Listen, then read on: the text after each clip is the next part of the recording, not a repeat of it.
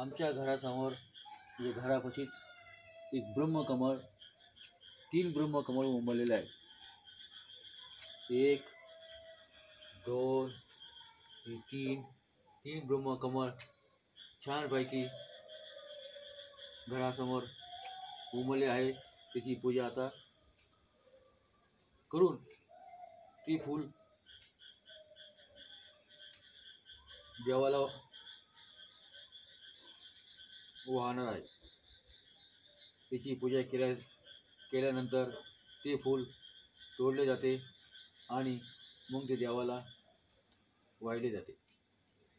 तसे पाहिले तर हे फूल हिमालयामध्ये जास्त प्रमाणात दिसतात, परंतु हे आता प्रत्येकाच्या ज्याच्या घरासमोरही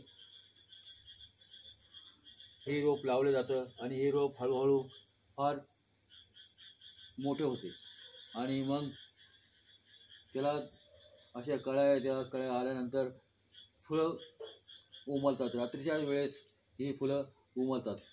ही फूल फार पवित्र असते. ही विष्णूला, ब्रह्मदेवाला यांना फार आवडतात. ही फूल आता मी तोडत आहे. तोडून हे बघा, हे फूल किती छान उमललेलं आहे. हे फूल आता देवाच्या देव्हाऱ्यामध्ये हे फूल ठेवून त्याची बघा, हे एक फूल तोडलेलं आहे. आणखी हे बघा, हे दुसरं फूल, हे फूलसुद्धा मी तोडलेलं आहे. हे 2 फूल झाले. हे एक फूल बघा, हे पण छान फूल किती मस्त उमललेलं आहे. असे तुम्हीही तुमच्या घरासमोर इथे एक रोप लावा. छान रोप लावल्यानंतर ते उमलल्यानंतर ते फार छान दिसते. आता ही देवासमोर हे तिन्ही फुलं मी ठेवतो आहे.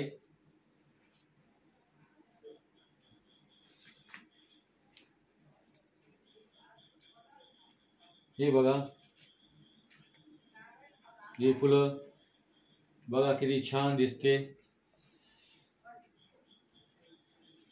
बोला विष्णुदेवा की जय, बोला ब्रह्मदेवा की जय. हे फूल खास करून रात्रीच्या वेळेस उमलत असते.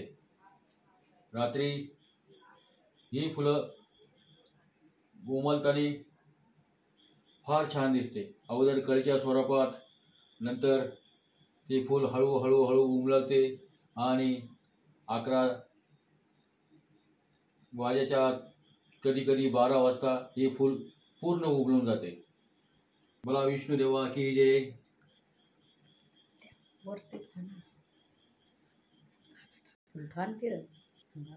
हे देवासमोर मी एक फूल ठेवत आहे. इकडे एक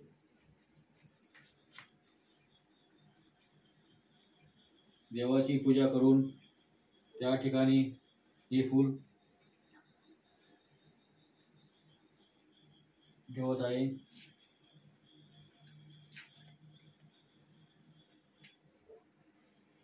सर्वांनी हा व्हिडिओ बघावा, पाहावा आणि आवडल्यास लाईक करा. आणि तुम्हीही तुमच्या घरासमोर असे फूल येईल, ते उमलेल तशी रोप तुम्ही लावू शकता. धन्यवाद.